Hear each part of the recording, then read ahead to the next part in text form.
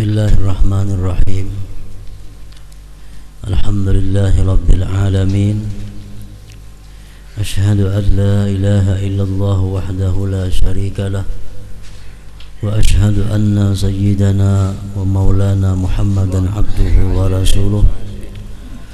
Allahumma salli wa sallim wa barik ala sayyidina Muhammad wa ala alihi wa sahbihi wa zurriyyatihi ila yaumil qiyamah. Amma ba'd.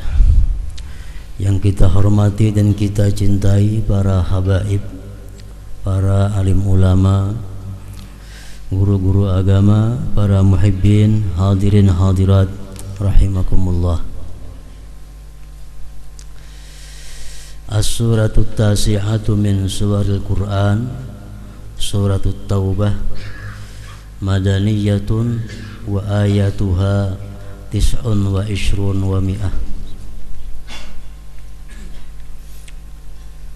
Pertama-tama puji syukur selalu kita haturkan kehadirat Allah Subhanahu wa ta'ala atas limpahan karunia yang tak terhingga yang selalu kita terima.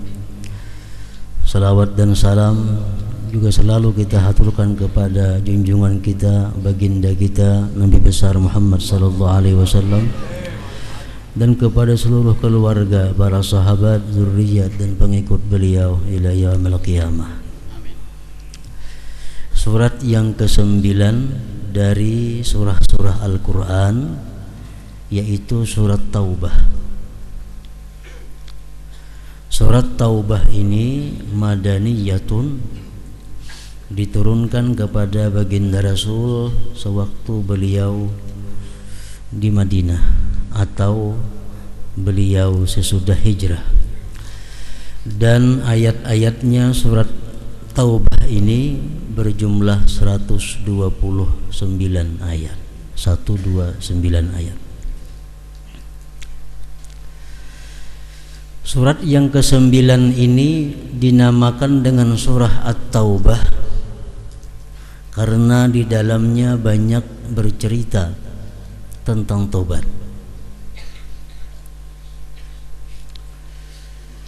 Di antaranya firman Allah Subhanahu wa ta'ala dalam surat ini ayat 104, alam ya'lamu annallaha huwa yaqbalu taubata an ibadihi wa ya'khudus sadaqat wa annallaha huwat tawwabur rahim. Apakah mereka tidak tahu sesungguhnya Allah menerima tobat daripada hambanya dan menerima sedekah,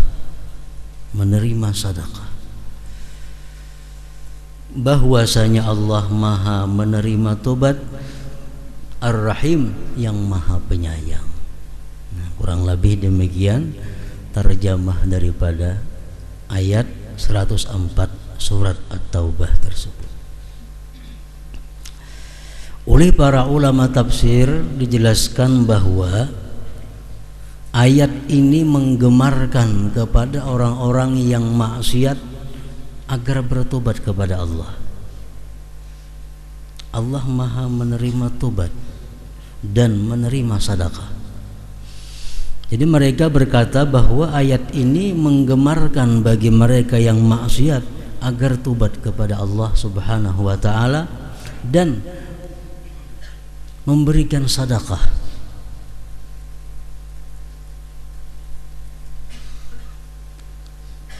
Sekaligus juga dalam ayat ini adalah secara tidak langsung bahwa Allah menyatakan Allah suka hamba-hambanya yang bertobat itu kemudian mereka bersedekah. Para muhibbin rahimakumullah. Ayat ini diturunkan berkaitan dengan beberapa orang sahabat Rasulullah sallallahu alaihi wasallam, di antaranya Ka'ab bin Malik. Ka'ab bin Malik ini tidak ikut perang Tabuk. Kada umpat peperangan Tabuk. Bukan karena sakit, bukan karena uzur, tapi karena malas, karena kulir. Lalu kada umpat perang bersama Rasulullah sallallahu alaihi wasallam. Sesudah Rasulullah selesai perang Tabuk, beliau kembali ke Madinah. Orang-orang yang tidak ikut perang itu datang kepada Rasulullah minta maaf, minta uzur bahwa mereka kada umpat perang. Dengan alasan ada yang sakit, ada yang kada berduit, ada yang sedang memelihara yang sakit, macam-macam alasan. Nah, Ka'ab bin Malik ini datang kepada Rasulullah, wahai Rasulullah, ulun minta uzur, minta maaf kada umpat perang lawan pian dengan sebab ulun malas. Terang terus, jujur, karena ulun kulir. Nah, ujar Rasulullah menjawab, baiklah, tunggulah perkara kamu nantinya. Nah, ini Ka'ab bin Malik ini. Akhirnya Ka'ab bin Malik ini diserukan oleh Rasulullah agar dibikut. Kada boleh dirawa, kada boleh ditagur, kada boleh dihirani, kada boleh dijual beli. Dibikut. Memberi salam kada boleh disahuti. Bini di rumah disuruh mengungsi. Sehingga Ka'ab bin Malik ini seperti sendirian hidup dalam dunia. Beparak orang berjauhan. Datang ke kelompok sini orang berjauhan. Akhirnya selama 50 malam kalau kada khilaf, Allah menurunkan wahyu kepada Rasulullah bahwa Allah sudah menerima tobatnya Ka'ab bin Malik tadi. Nah, sesudah dikabarkan kepada Ka'ab bin Malik bahwa Allah Subhanahu wa taala menerima tobatnya, maka Ka'ab bin Malik mengambil sebagian besar hartanya, dia sedekahkan, dia wakafkan kepada Rasulullah sallallahu alaihi wasallam untuk kepentingan kaum muslimin dan muslimat. Nah, ini maksudnya lah Allah menerima tobat dan Allah menerima sedekah tadi. Para muhibbin rahimakumullah. Jadi kita dianjurkan sesudah kita bertobat kepada Allah, kita bersedekah. Gunanya sedekah itu apa? Pertama, kita bersyukur bahwa kita diberi anugerah, diberi taufik hidayah untuk tobat. Kita bersyukur kepada Allah diberi kemampuan, diberi hidayah untuk bertobat, lalu kita bertobat bersedekah. Nah, sebagai tanda syukur kita atas anugerah bertobat itu. Yang kedua, sedekah yang kita berikan ini adalah memancing untuk menerima Allah terhadap tobat kita itu. Nah, ini sudah biasa dilakukan oleh para ulama-ulama terdahulu, orang-orang saleh yang terdahulu. Mereka bila mana bertobat kepada Allah, mereka melanjutkan dengan sedekah agar tobat itu diterima oleh Allah Subhanahu wa taala. Para muhibbin rahimakumullah, alangkah baiknya lagi yang kita sedekahkan itu adalah harta benda yang menyebabkan kita jadi maksiat, atau harta benda yang menjadi saksi kita maksiat. Alangkah baiknya itu yang disedekahkan. Ada seorang laki-laki ini sembahyang di kebun. Namanya kada disebutkan di dalam kitab itu. Laki-laki sembahyang di kebunnya. Lalu rahatan sembahyang memikirkan kebun. Oh, baiknya kebunku, baiknya ini, baiknya ini. Akhirnya kada ingat lagi berapa rakaat sembahyang. Nah, karena pikiran kebun tadi. Begitu selesai, datang kepada Sayyidina Utsman bin Affan. Wahai Sayyidina Utsman, ulun tadi sembahyangna ada ingat lagi jumlah rakaat gara-gara memikirkan kebun itu. Nah, sekarang kebun itu ulun wakafkan karena Allah Subhanahu wa taala. Nah, ini karena apa? Karena kebun itulah yang menyebabkan dia jadi lalai kepada Allah Subhanahu wa taala. Benda harta yang kita urus, dalam mengurusnya itu banyak kita melakukan maksiat. berdusta, sumpah palsu, macam-macam. Akhirnya banda itu tak kita dapatnya. Nah, banda ini sumber kita maksiat, alangkah baiknya disedekahkan. Sekaligus bertobat kepada Allah Subhanahu wa taala. Atau benda-benda atau barang yang menjadi saksi kita maksiat. Dulu aku mencuntan baju yang hijau itu nah. Tuh selawarnya nih tuh. Sepatunya nih tuh. Sekarang aku tobat kepada Allah, ambil baju hijau tadi, ambil selawar sepatu tadi, sedekahkan kepada fuqara dan masakin. Nah, Allah sangat suka kalau kita bertobat diiringi dengan sedekah tersebut. Jadi harta benda yang ada pada diri kita ini yang kita pakai waktu itu untuk maksiat, dia jadi saksi di hadapan Allah bahwa ini orang maksiat. Nah, kita tobat kepada Allah, barang-barang yang jadi saksi itu alangkah mulianya, alangkah baiknya disedekahkan kepada fuqara dan masakin, dan Allah menerima sedekah itu. Alam ya'lamu anna Allah huwa yaqbalu tauba an ibadihi wa ya'khudhu sadaqat wa anna Allah huwa tawwabur rahim. Mun kada kawasamuan menyedekahkan sebagiannya. Ini sepeda motor ini bahari aku rancak maksiat, mengkabariakan sayangannya sepeda motor sabuahan nggak ada lagi bisa sepeda motor. Nah, jual sepeda motornya, sedekahkan duitnya sebagian, nukar sepeda motor bahasa nang kada suha dipakai maksiat. Nang kada suha dipakai maksiat. Supaya ada saksi di hadapan Allah, kita ini orang yang berbuat maksiat. Para muhibbin rahimakumullah, tobat kepada Allah Subhanahu wa taala daripada dosa itu adalah hukumnya wajibatun 'alal faur, wajib bersegera. Jadi kada ada menunda tobat. Begitu kita berbuat satu dosa, kita dituntut segera tobat. Kalau kita kada bersegera, kita dapat dua dosa. Pertama, dosa melakukan maksiat, yang kedua dosa al-israru 'alal maksiat. Terus menerus maksiat. Setiap kali kita berbuat dosa, kita dituntut segera tobat. Alal faur, atas segera artinya.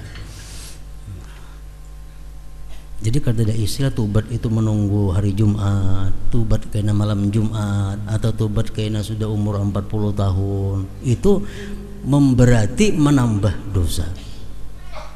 Begitu dosa, tobat. Maksiat, tobat. Nah, walaupun 70 kali sehari yang demikian itu, Allah suka, ridha terhadap yang demikian. Macam-macam jenis tobat. Ada taubat minal kufur, tobat daripada kafir. Orang Kristen, orang Buddha, Hindu hendak bertobat kayak apa?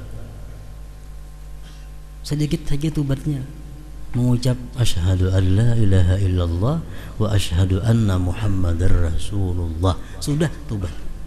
Sepanjang hidupnya diampuni Allah dosanya. Inya pernah berzina, inya pernah merampok, inya pernah mencuri, inya pernah korupsi, diampuni semua oleh Allah Subhanahu wa taala. Rasulullah bersabda, al-Islam yajubbu ma qablah, Islam itu memutus yang sebelumnya. Dengan mengucap dua kalimat syahadat, ini manusia kembali kepada fitrahnya, suci. Jadi tobatnya orang non-Islam nyaman. Asyhadu an la ilaha illallah wa asyhadu anna muhammadar rasulullah. Kemudian ada tobat minar riddah, tobat daripada murtad. Murtad ini artinya orang yang dulunya beragama Islam, sekarang dia pindah kepada agama lain. Nah, itu disebut murtad. Kalau laki-laki, kalau bini-bini murtaddah. Murtad. Orang murtad ini orang yang sangat hina di sisi agama. Kuburannya boleh dikamihi, apalagi dijajak. Orang kafir biasa ada boleh.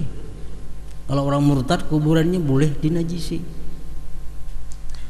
Kenapa? Kada punya harga di sisi Allah Subhanahu wa ta'ala. Nah, orang yang murtad ini kalau dia hendak tobat kayak apa?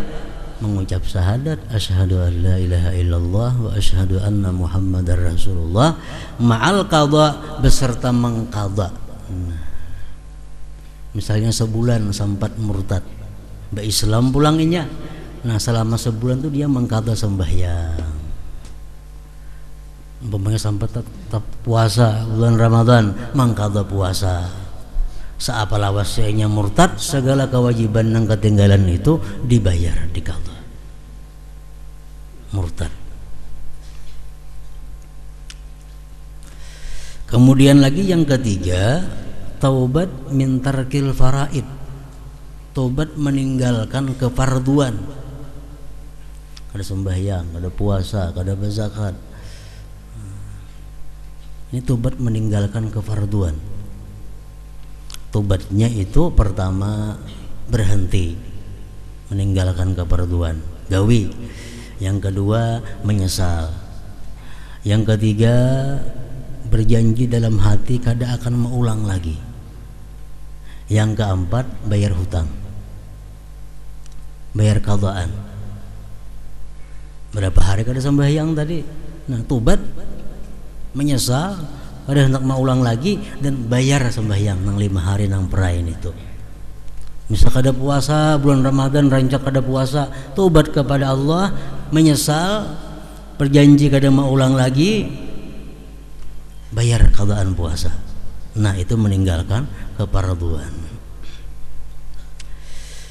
Kemudian lagi ada taubat min zulmil ghair, taubat daripada menzalim orang. Pertama berhenti, yang kedua menyesal, yang ketiga berjanji kada mengulang lagi, yang keempat mengembalikan kezaliman itu kepada pemiliknya dan minta halal. Ngalih itu batnya. Sabuting aja syaratnya tuh kada digawe, kada tobat ngarannya.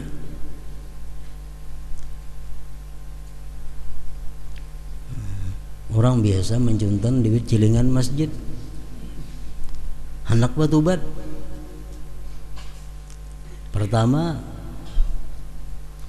berhenti mencuri cilingan masjid. Yang kedua menyesal. Yang ketiga bagiannya kada mau ulang lagi. Yang keempat boleh akan pulang duitnya ke dalam cilingan. Hanyar tobat. Bila kada jam itu kada tobat lagi ngarannya. Taubat min zulmil ghair. Jadi orang yang bertobat dalam masalah ini, kalau bersangkut pautan dengan harta, dia wajib menghitung harta yang ada padanya. Berapa kira-kira harta yang halal, berapa harta yang haram. Disisihkan, ini yang halal, ini dapatan yang haram. Nah, dapatan yang haram kembalikan kepada pemilik-pemiliknya. Kamunya tahu pemiliknya siapa, kembalikan kepada pemiliknya. Orang nang mencuri uang rakyat atau korupsi misalnya, sekarang ini tobat kepada Allah Subhanahu wa taala, dihitung berapa korupsi itu. Pernah korupsi totalnya semuaan 10 juta. Bulikakan 10 juta nih korupsi, ampun harta negara, bulikakan ke kas negara. Bila kada membulikakan, Allah kada menerima tobatnya. Nah, bila Allah kada menerima tobatnya, berarti orang ini orang durjana, orang fasik. Bila orang fasik matinya pasti masuk ke dalam neraka. Nah, menakun itu.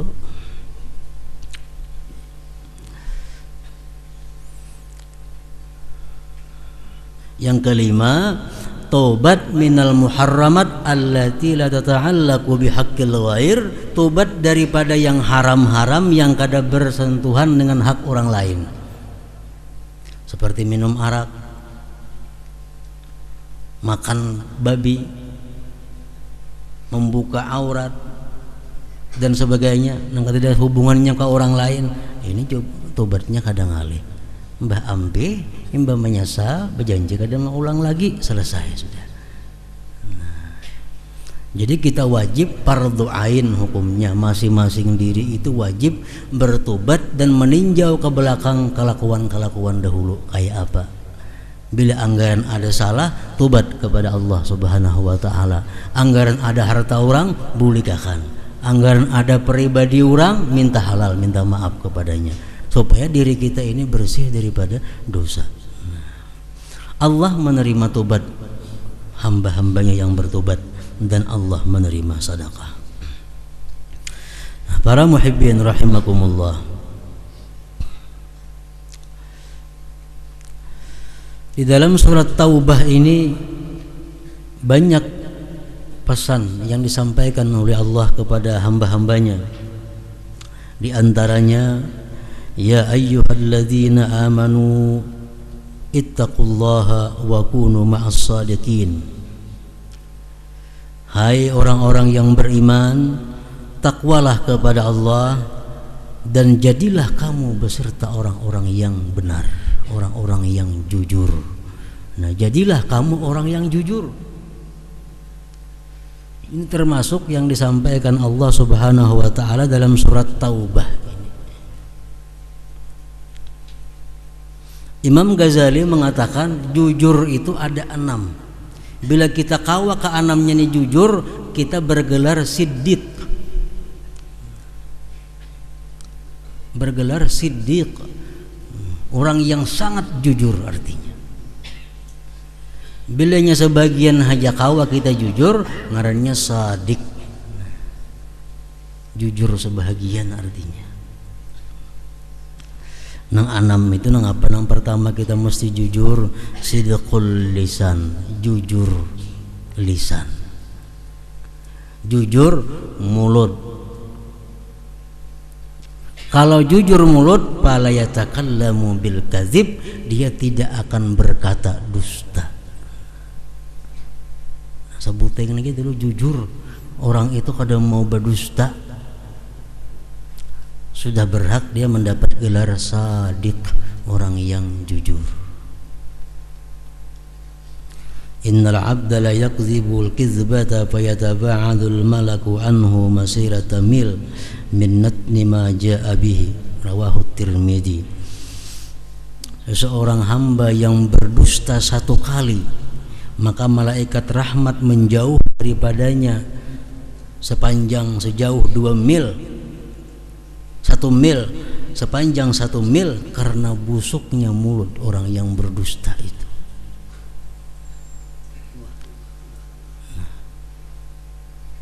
Jujur dalam perkataan, 1. Yang kedua, sidqun niyyah, jujur niatnya. Jujur niat. Jujur niat ini artinya fala ya'malu ta'atan illa lillahi ta'ala, dia tidak beramal taat kecuali karena Allah.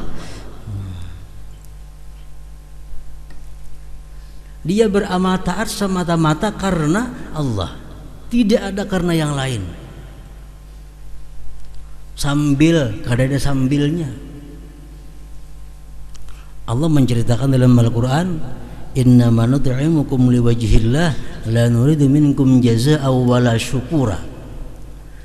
Artinya, kami memberi makan kepada kamu itu semata-mata karena Allah, tidak mengharapkan balasan dan tidak mengharapkan ucapan terima kasih. Ini ngarannya ikhlas. Nah, sidqun niat. Ini beribadah semata-mata karena Allah, tidak ada karena yang lain kepentingan dirinya. Ada. Nah, kalau kita kawa yang demikian halnya, sudah 2 dapat kita sidik. Sidik bil lisan, sidik bin niyyah. Yang ketiga, sidqul azam, jujur cita-cita. Fala ya'tarihi ajzun wa futurun fi azmihi ka ay ya'zima in razaqani Allahu malan tasaddaqtu bi thuluthihi wa in a'tani Allahu wilayatan adaltu fiha. Jujur cita-cita itu adalah artinya tidak datang kepada dia lemah cita-cita. Sepertinya berkata cita-citanya dalam hati nih, amun aku kaina dapat duit ini, anakku sedekahkan separuh atau sepertiga. Nah, niat itu, azam itu kancang terus, kada ada lamah-lamahnya. Lain hal kita pikir biasa kena asa kebanyakan separuh aku memberiakan itu. Nah ini kada jujur ngaranya cita-citanya. Semalam dalam hati separuh aku beriakan, dalam hati ya dalam separuh aku beriakan. Sudah isok asa kebanyakan separuh rapat gin. Ini kada jujur cita-citanya. Nah, atau contohnya lagi, orang yang dalam hatinya bercita-cita, bila mana Allah memberikan kepada aku kekuasaan, wilayah, aku akan bersikap adil padanya. Bila mana Allah memberikan aku wilayah kekuasaan, aku akan bersikap adil. Nah, harus macam itu rata. Kayaknya ada taubah. Kayaknya mau netok usakiti itu musuhku bahari. Nah ini sudah kada jujur lagi cita-citanya. Tuh bahari suahnya reki aku, kena kada aku bawa begawi ini, kada aku bawa begawi itu. Nah ini sudah kada jujur cita-citanya. Kalau sidik dalam azam, sampai terus menerus kada ada perubahan apa yang dicita-citakan itu. Yang keempat, sidqul wafa bil azam, jujur dalam menepati cita-cita, jujur dalam menepati janji diri. Dia kadang membatalkan cita-citanya begitu berhasil yang dicita-citakan itu. Zaman Rasulullah sallallahu alaihi wasallam, samuan tahu kita kisah Sa'labah yang berjanji, ya Allah sugih kayak ini. Kenyataannya Sa'labah kada jujur janjinya. Begitu dia kaya, bahkan dia murtad jadinya daripada Islam. Kenapa ia murtad? Karena kada hakun membayar zakat terlalu banyak. Besi kambing ribuan, berapa zakatnya? Nah, kada hakun lagi berzakat. Padahal lagi nya fakir miskin, kita-kitanya macam-macam. Bersedekah ini, beri makan itu. Nah ini Sa'labah ini contoh orang yang kada menepati janjinya, kada jujur dalam hal menepati janji, berakibat kepada murtad, keluar daripada agama Islam. Ada juga yang jujur menepati janjinya. Disebutkan dalam riwayat itu Anas bin Nadar, sahabat Rasulullah sallallahu alaihi wasallam. Anas ini pada waktu perang Badar beliau kada umpat. Nah, ada umpat. Begitu sudah orang bulikan dari perang Badar, hanya tahu pada ada perang Badar dari mana, kenapa aku kada umpat? Lalu dia bersumpah dalam hatinya, andai kata sesudah perang Badar ini perang lagi ada, aku pasti akan umpat dan aku berjuang mati-matian bersama Rasulullah. Nah kemudian terjadi perang Uhud. Nah begitu perang Uhud terjadi, Anas bin Nadar berangkat bersama Rasulullah dengan senjata perlengkapan perangnya. Akhirnya Anas bin Nadar berperang dengan orang-orang musyrik dan dibunuh pada perang Uhud itu. Nah, didapati di dalam tubuhnya itu Anas bin Nadar lebih daripada 80 tusukan dan sayatan pedang daripada orang kafir. Nah, begitu Anas ini meninggal, Allah menurunkan ayat rijalun sadaqu ma ahadullah alaih. Ini contoh laki-laki yang menepati janjinya dengan Allah Subhanahu wa taala. Ini orang yang jujur dalam hal menepati janjinya.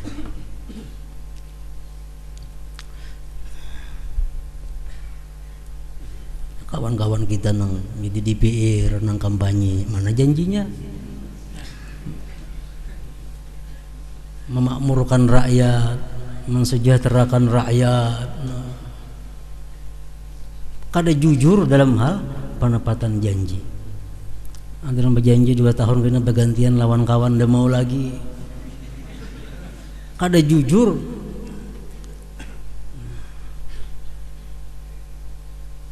Ini paling berat, menepati janji. Kalau kita bisa sadik orang yang jujur. Yang kelima, sidqul a'mal, jujur perbuatan. Sidqul a'mal, jujur perbuatan ini artinya macam apa? Fala yakunu zahiruhu aslah min batinih, tidak adalah zahirnya ini lebih saleh daripada hatinya. Bal batinuhu aslah min zahirih, bahkan hatinya lebih baik daripada zahirnya. Nah, ini namanya jujur pada perbuatan.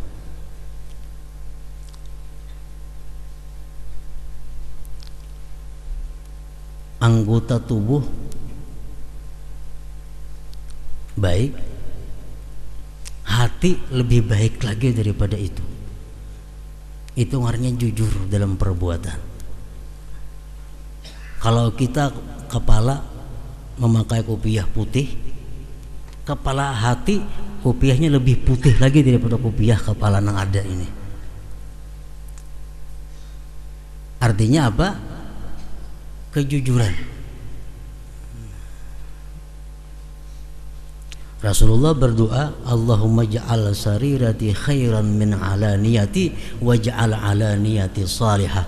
Ya Allah, jadikan batinku lebih saleh daripada zahirku dan jadikan zahirku saleh.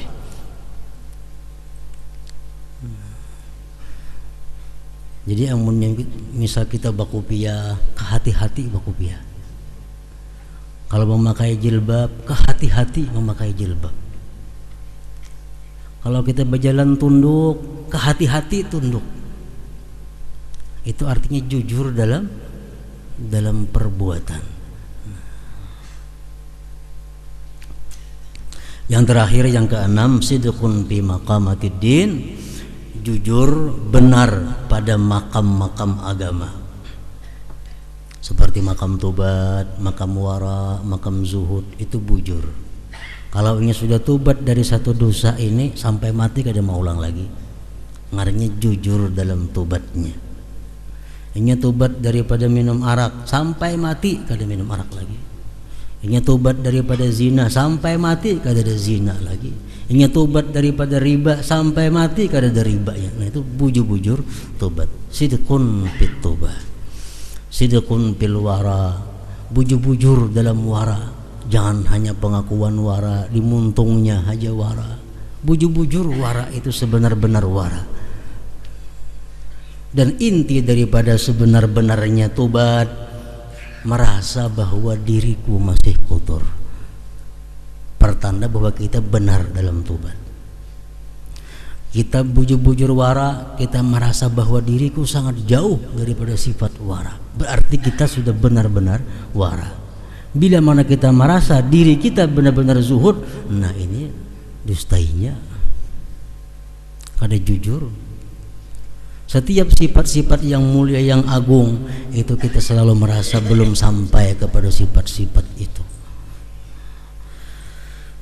Nah, bila bisa 6 perkara ini kita jujur lisan, jujur niat, jujur cita-cita, jujur dalam menepati janji cita-cita, jujur dalam amal perbuatan, jujur dalam tobat dan seterusnya tadi, kita bergelar siddiq, orang yang sangat jujur. Dan siddiq adalah min ahlil jannatil firdaus, penghuni surganya firdaus. Nah, para muhibbin rahimakumullah, mudah-mudahan Allah Subhanahu wa taala memberikan kita kekuatan, kemampuan, hidayah dan taufik agar menjadi orang yang benar-benar jujur dalam segala hal ihwal kita. Wa ila hadratin Nabi sallallahu alaihi wasallam. Al-Fatihah. Bismillahirrahmanirrahim.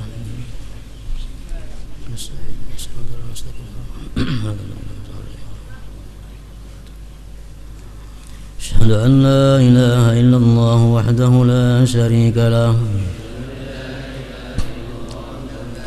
أشهد أن سيدنا محمدا عبده ورسوله. لا إله إلا الله. نستغفر الله. لا إله إلا الله. نستغفر الله. لا إله إلا الله. ونستغفر الله لا إله إلا الله ونتوب إلى الله لا إله إلا الله محمد رسول الله صلى الله عليه وسلم يا أيها الرجل منه شفاعة صلوا عليه وسلموا تسليما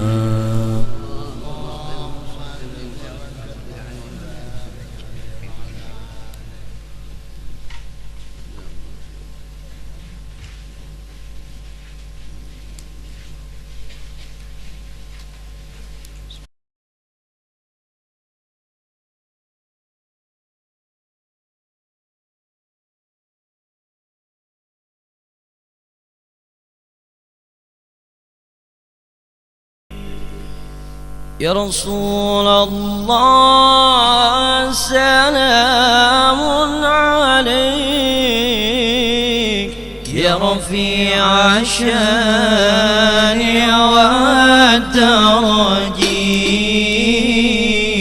يا رسول الله سلام عليك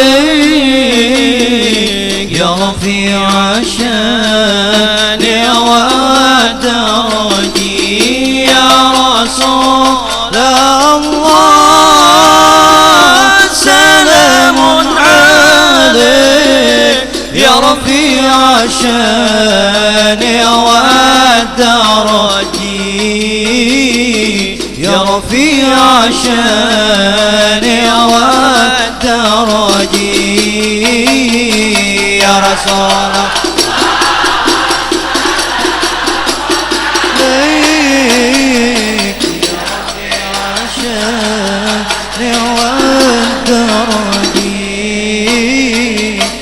رسول الله سلام عليك يا رفيع الشان يا رسول الله سلام عليك يا رفيع الشان والدرج يا رفيع الشان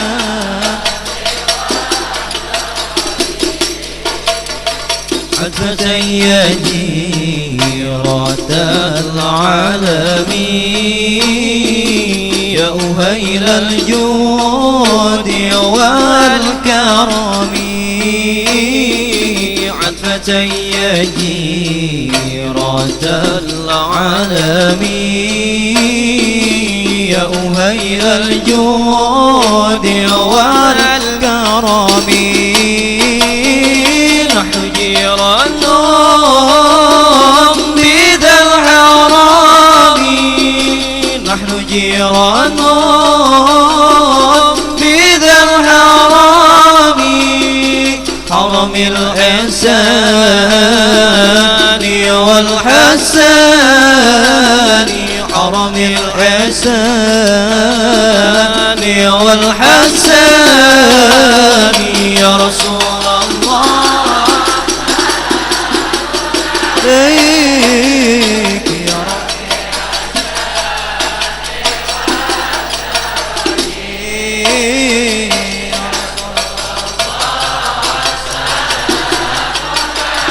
ليك يا رفيع الشان والدرج يا رسول الله سلام عليك يا رفيع الشان